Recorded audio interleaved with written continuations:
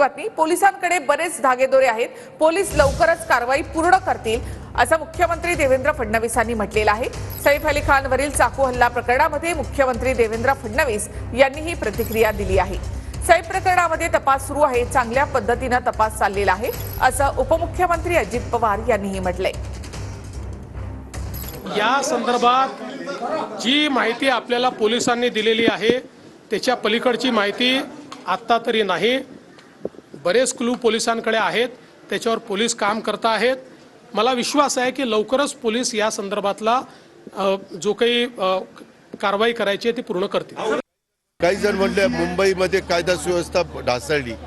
ज्यावेळेस त्या खोलात आपण गेलो, तपास केला, ती व्यक्ती पण आपल्याला सापडलेली सीसीटीव्ही मध्ये क्लिअर दिसती।